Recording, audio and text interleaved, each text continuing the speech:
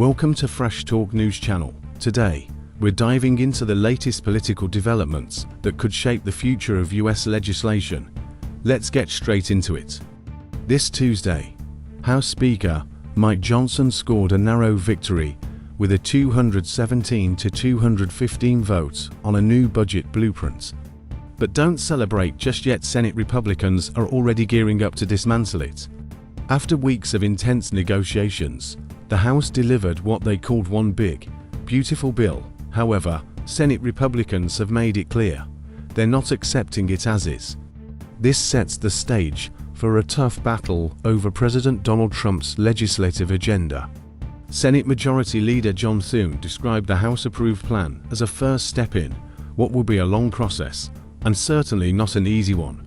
Behind closed doors, Thune told senators that changes to the House budget are inevitable. An informal meeting is scheduled for next week to begin reconciling differences between the two chambers.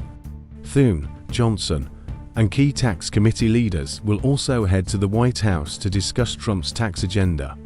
The sticking points: defense, energy, border security, and a major overhaul of the tax code. Senate Republicans, who passed their own budget plan earlier this month, are still debating whether to form a formal conference committee with the House or opt for informal negotiations with the Trump administration. Thune emphasized that all options are on the table. One major point of contention is the House's $4.5 trillion net tax cut, which Senate Republicans argue isn't enough to make the 2017 Tax Cuts and Jobs Act permanent, a key priority for Trump. Senator John Barrasso Arroyo stated, "We're going to work together in a cooperative way," but made it clear that permanence in tax policy is non-negotiable. Meanwhile, Montana Senator Steve Daines revealed that he and Finance Chair Mike Crapo with Trump to push for making the expiring tax cuts permanent.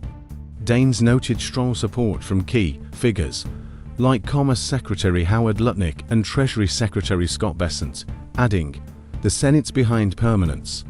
I think many in the House leadership will support it, too." But taxes aren't the only issue under scrutiny.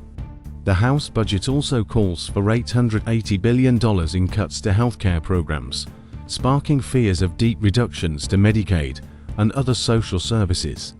Senator Josh Hawley Armo expressed concerns, saying, "There might be a lot of things we change. There are going to be a lot of concerns over the Medicaid cuts." On the other hand, some Republicans, like Senator Ron Johnson Arwis, argue the proposed cuts don't go far enough. He wants federal spending rolled back to pre-COVID levels. And then there's the $4 trillion debt ceiling hike included in the House plan, a move that's already facing resistance from Senate conservatives. Senator Rand Paul Arkey called it a non-starter, warning it would leave the government $2 trillion short this year.